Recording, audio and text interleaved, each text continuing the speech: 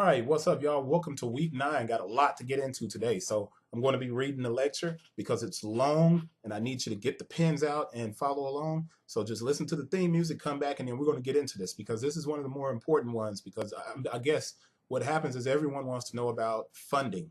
And someone asked me about crowdfunding last week. And there's a couple of people that I know who are doing crowdfunding campaigns right now. So I guess I'm going to talk about funding and I've written it out and it's ready to go. So come back after the theme song and let's get busy.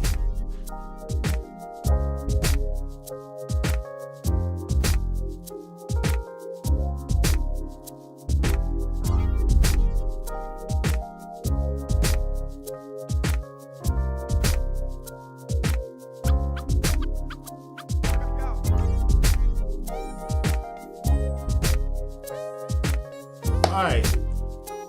I'm not even going to do the corny dance that I do at the end of the theme song, even though it's a great theme song. Remember, once again, go check out BrandonMeeksMusic.com. Dope dude. In the upcoming Don Cheadle Miles Davis movie, he's playing Ron Carter, so check that out. All right. Anyway, so today's topic, week 9. Today is 3:30. And on your syllabus and outline, it was discuss startups and fundraising, crowdfunding, and I gave you a reading assignment. And the reading assignment was the ARC article, ARC Times Kickstarter project. If you've taken the time to read that crowdfunding article, it's also in this book, F Inspirations. So I'll put the link for this book down here at the bottom. You should have this anyway if you are following along with the class. If you read that article, then you're ahead of the curve. But there is some clarification needed since this is really the first time I've kind of jumped into the discussion of fundraising. Once again, I'm not the know-it-all here. What you have is someone who's gone through a whole lot during the process of starting a business. So I'm able to give you information that's a little bit more concrete from the experiences that I have. When I wrote this book, F Speeches and Inspiration, where do I get the money to start? I wrote it to address the root of all of our business decisions. And that root is money. And in that book, I give you a few ideas, right? And those ideas will help you jumpstart a business without any cash, AKA building a business from zero. So that's really what the book is about. But what I failed to do in that book is break down the discussion on fundraising. So here are the questions. What is crowdfunding? So what I want to do is go into detail on each kind of breakdown of the type of funds that you can get for a business. But the first question, what is crowdfunding? Here's an example. If you have an idea and you have a unique way to pitch it to friends and family and people and decide to help, and those people decide to help you make that dream a reality, that's crowdfunding. So you can just ask the people around you to fund your project, and then you give them the reward for that project, and it's the same thing. That's a very simple explanation. Crowdfunding now is considered the process of raising capital by utilizing any connection you have with people. This process has now been simplified by websites like Indiegogo, Kickstarter, and GoFundMe, as an example. But there are crowdfunding sites for veterans of the military. There's a lot of different types of crowdfunding sites out there. These sites allow you to post your information to their social network, where you can then promote your idea or your product. And if people find it interesting, then they will back the project, which means that they'll donate money to your project based on a reward amount. This sounds good, right? It is. I've done one. I did one for ARC in 2014. But that's getting ahead of the conversation here. What happens is the website will collect the funds and they will take a percentage, and then they will put the money directly into your account within 2 or 3 days, and you're free to create your big idea. Now, there are drawbacks, and this is the part that a lot of people overlook, and this is in particular to someone like me that's in the shoe industry, but there are drawbacks. But if you ask me right off the bat, are there drawbacks for crowdfunding? I'm going to say none. But that's only if you're very good at going from idea to creation. When these projects are posted, the backers / supporters get a reward at different levels. If someone gives $1 to $5, usually they'll get their name shared on a website. So there's no reward associated with that. $20 to $30 will typically get you a t-shirt, right? And those who fund at a higher amount are typically given access to the actual product that's being made. The drawback for some of the crowdfunding sites is that if you don't hit your target money amount, you don't collect any of the funds. This is not really a problem, however, because at least the person backing and the creator both know there hasn't been an exchange of funds, so there aren't any expectations. I think the biggest drawback occurs when you use a site like GoFundMe or Indiegogo, which has the ability for a project to fund and disseminate funds whether the goal is hit or not. So if you have a $5,000 goal and you only hit 1,000, why do I see that as a problem? Let me explain. I'll go into that.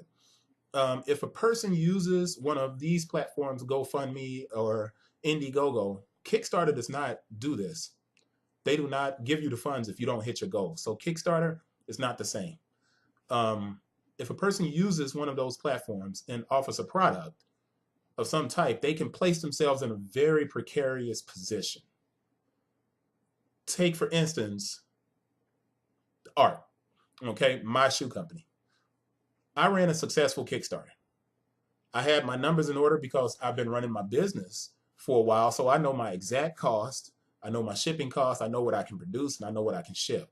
I hit my goal on Kickstarter, but let's say had I used a site like Indiegogo, where I asked people for $3,000, and I only reached $1,000.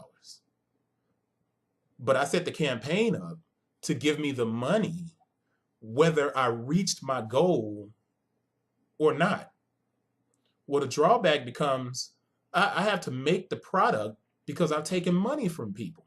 So now I got 1,000 and I have to make the product based on what I set up as a $3,000 funding, and that's a problem. Let me be clear. If I made it clear to the people who are funding me on a GoFundMe or an Indiegogo, if I made it clear that I wouldn't be able to provide the rewards if I don't hit the number, but I will use the funds to start working, maybe the backers would be okay with that. But if you have a backer donate $75 with the expectation of getting something and all they get is a thank you, then you are flirting with creating a negative perception of your company. If you don't understand that, make sure you write a question and ask me. All right. The same drawback can happen if you fund at a high amount. With a large number of backers, you have to be able to produce the product in large quantities and do it in a timely fashion, and you can damage the reputation of the company by taking too long to deliver the rewards, or you may have to make too many products. In my case, again, I'll only talk about it in case of ARC and shoes. If I funded for $100,000, sounds good, and I had 500 backers, right? So I make a shoe. I would have to make 500 pairs of shoes. Well, this is the problem. The manufacturer is not going to make what I want exactly. It's not like a t-shirt or something basic. A shoe has to be made in a certain number of runs, or they won't make it at all. I would have to make an even number of each size shoes that I'm making. So here's the issue. What if I had 100 size 13s out of that 500? I would have to make 100 of each size unless I had a very, very good working relationship with my manufacturer. I would then have to sell those extra shoes, which is a problem because maybe the 100,000 that I raised only covered my shipping the product to 400 backers. I'd have to figure out how to ship the final 100 pair. And I may have an additional 200 pair because although I sold 500 and I was backed by 500 people, I had to make 100 pair in each size because I had 100 pair of size 13s. I hope that's clear. Now, that's not going to be the same for everybody because if you have a t-shirt company, it's not much of an issue. A t-shirt company, you can call and say, hey, I want to make 100 size extra large. but I only want to make 5 size large. It's not so bad. But with footwear, it's going to be an issue, right?